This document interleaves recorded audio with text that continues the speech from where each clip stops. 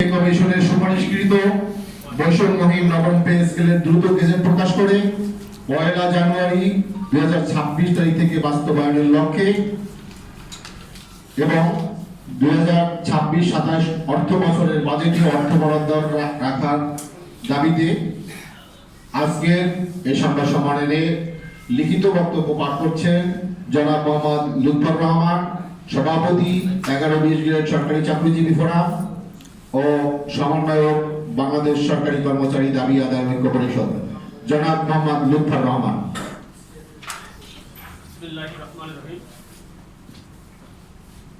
কাছে টেনে নেন।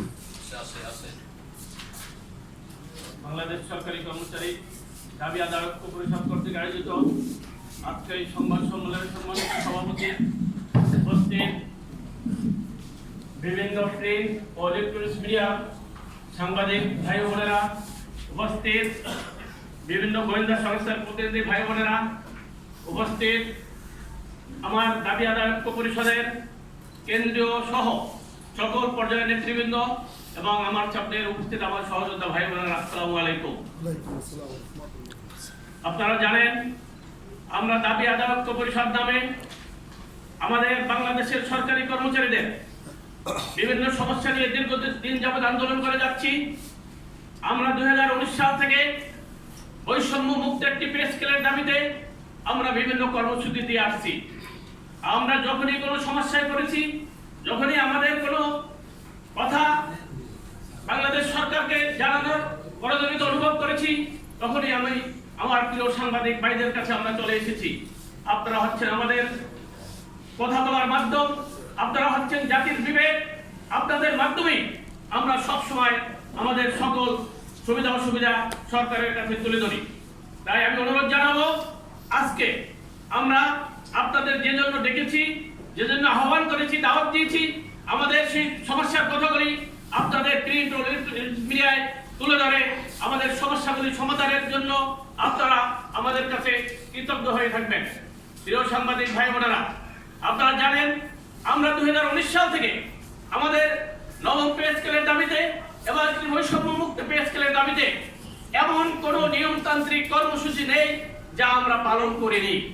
আমরা বাংলাদেশের প্রতিটি বিভাগে বিভাগে ঘুরেছি, আমরা জেলায় জেলায় ঘুরেছি, আমরা ঢাকা মহানগরে এই জাতীয় প্রেস ক্লাবের সামনে আমরা একাধিকবার মানববন্ধন করেছি, আমরা একাধিকবার সংবাদ সম্মেলন করেছি, আমরা একাধিকবার সরকারের উচ্চ পর্যায়ে স্মারকলিপি দিয়েছি। বিভিন্ন প্রধানমন্ত্রীর কার্যালয় সহ আমরা রাষ্ট্রের উচ্চতর কর্মকর্তাদের একাধিকবার আমাদের সমস্যার কথা আমরা তুলে ধরেছি। কিন্তু অত্যন্ত দুর্ভাগ্যের বিষয়, আপনারা জানেন, আপনারা ইতিহাসের সাক্ষী, আমরা বিগত সরকারের আমলে আমরা একাধিকবার হয়রানির শিকার হয়েছি আমাদের দাবির কথা বলতে গিয়ে। আপনারা আশ্চর্য হবেন, পৃথিবীর ইতিহাসে আমার মনে হয় 1886 সালে আমেরিকার শিকাগো শহরে এই শ্রমিক কর্মচারীদের আন্দোলন করতে গিয়ে যেভাবে নির্যাতনের শিকার হতে হয়েছিল, যেভাবে আত্মত্যাগ করতে হয়েছিল, তারপরে আমার মনে হয় ইতিহাস খুঁজলে এরকম কোথাও পাবেন না। এই বাংলাদেশের ইতিহাসে বাংলাদেশ সরকারি কর্মচারী দাবি আদায় ঐক্য পরিষদের পক্ষ থেকে গত 6 ফেব্রুয়ারি আমরা গিয়েছিলাম প্রধানমন্ত্রীর প্রধান উপদেষ্টার বাসভবন অভিমুখে বোখা মিছিল নিয়ে। আমরা কেন গিয়েছিলাম? আমরা তো তার বাসভবন ঘেরাও করতে যাইনি, আমরা গিয়েছিলাম আমাদের পেটের ক্ষুধা নিবারণের জন্য। কিন্তু সেখানে দেখতে পেলাম সরকারি কর্মচারীদের উপরে গ্রেনেড হামলা করা হলো, সরকারি কর্মচারীদের উপরে গুলি করা হলো, সরকারি কর্মচারীদের গ্যাস দেওয়া হলো। সেখানে অনেক কর্মচারী ভাইয়েরা, আমাদের অনেক কর্মচারী বোনেরা আজ মৃত্যু সজ্জায় পাঞ্জা লড়ছে হাসপাতালে। আজকে অনেক কর্মচারী ভাইয়েরা চিকিৎসার অভাবে দুঃখে দুঃখে মারা যাচ্ছে। এটা বাংলাদেশের ইতিহাসে একটা কলঙ্কিত অধ্যায় হয়ে থাকবে। তাই আমরা ইতিমধ্যে ঘোষণা দিয়েছি যে বিগত 6 ফেব্রুয়ারি আমাদের উপরে যে নির্যাতন চালানো হয়েছে, আমরা ওই দিনকে আগামী দিন থেকে, আগামী বছর থেকে পে স্কেল যোদ্ধা হিসেবে ইনশাআল্লাহ পালন করব। আপনারা জানেন আমরা আমাদের বৈষম্য দূর করার জন্য, আমাদের পেটের ক্ষুধা নিবারণের জন্য আমরা সব সময় আন্দোলন করে যাচ্ছি। আমরা ইতিমধ্যে দেখতে পেলাম কি অন্তর্বর্তীকালীন সরকার একটি কমিশন গঠন করলেন, কিন্তু দুর্ভাগ্যের বিষয় গেজেট প্রকাশ করে গেলেন না। তারপরে বর্তমান সরকার, বর্তমান প্রধানমন্ত্রী উনি আমাদের স্বাধীনতার ঘোষক শহীদ প্রেসিডেন্ট জিয়াউর রহমানের সন্তান। উনি 3 বারের প্রধানমন্ত্রী, গণতন্ত্রের মা বেগম খালেদা জিয়ার সন্তান। ওনার কাছে আমরা আশা করতেই পারি একটু বেশি।